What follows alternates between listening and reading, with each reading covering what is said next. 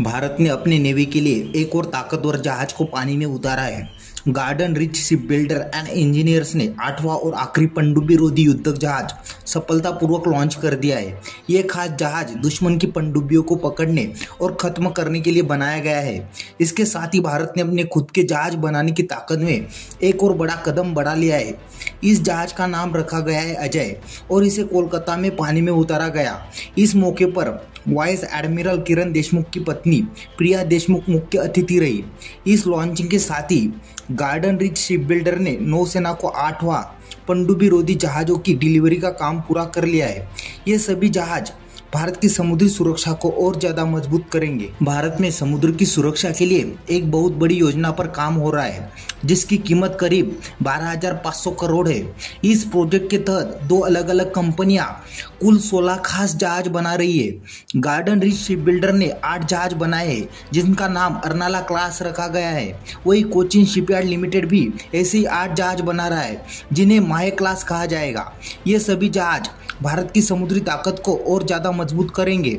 जो नए ASW SWC जहाज बनाए गए हैं, उनकी खासियत यह है कि यह बहुउद्देशीय है, यानी ये कई तरह के काम कर सकते हैं। इनका डिज़ाइन खास तौर पर तटीय इलाकों के लिए डिज़ाइन किया गया है। इन जहाज़ों की गहराई में चलने की क्षमता भी खास है। यह सिर्फ 2.5 मीटर गहरे पानी में भी ऑपरेशन कर सकते हैं।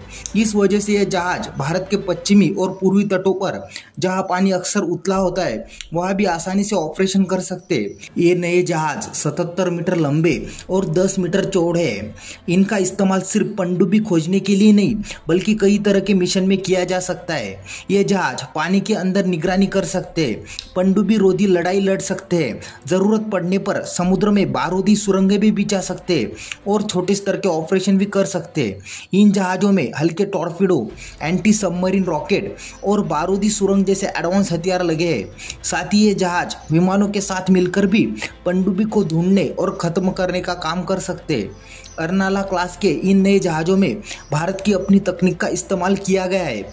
इन जहाज़ों में 80% से ज़्यादा हिस्से देश में ही बने हैं। ये आत्मनिर्भर भारत की दिशा में एक बड़ा कदम है, क्योंकि अब भारत अपनी नौसेना के लिए खुद अपने देश में ही ऐसे एडवांस जहाज बना रहा है। नए अर्नाला क्लास जहाज़ों के आने से भारतीय नौसेना के पुराने अभय क्लास जहाज़ों की जगह ली जाएगी।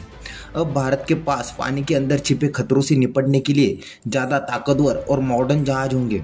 हिंद महासागर में दुश्मन देशों की पनडुब्बी गतिविधियां बढ़ रही है। ऐसे में नए जहाज बहुत ज़रूरी है।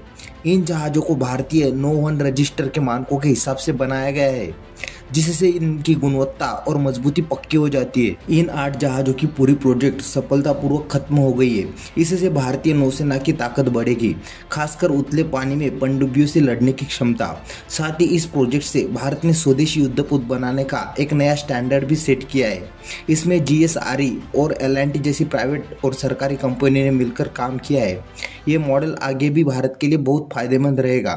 तो आज के वीडियो में बस इतना ही। वीडियो अच्छा लगा तो प्लीज़ लाइक, शेयर और चैनल को सब्सक्राइब करना ना भूलें।